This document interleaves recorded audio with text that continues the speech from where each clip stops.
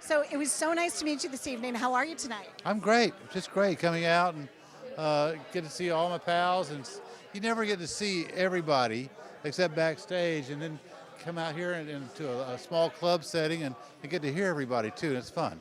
It's like like you said, it's like going into somebody's home backstage here at this location, right? I have less lighting. We have lighting problems at my house. That this would do this would do good. I'm going to take some pictures and show them to my wife and And say, could we do this, honey, at our house, right? watch as she smiles and walks away.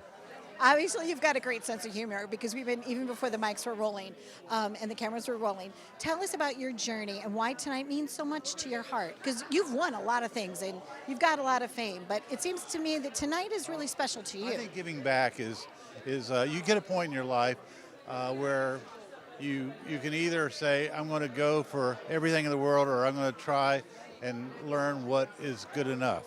You know, and enough is more. We have more than enough.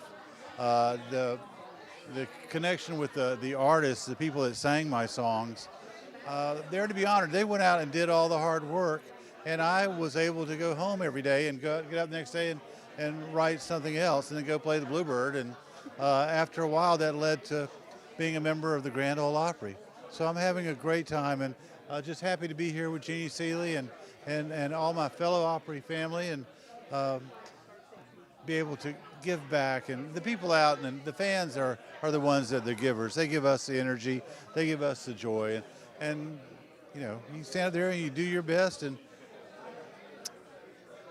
you don't feel proud about it. You feel grateful.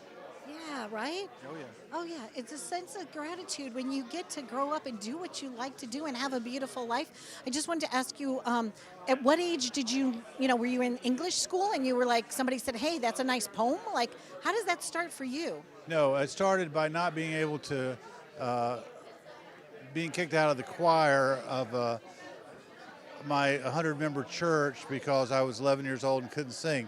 And I thought, okay, and then the Beatles hit, and I grew up in Durham, North Carolina, so we had all this great R&B music, and I wanted to be a singer, and so I kept trying to be a singer. When I was 20, I left after 3 wonderful freshman semesters at Duke University, and decided that we mutually agreed that I should go do something else.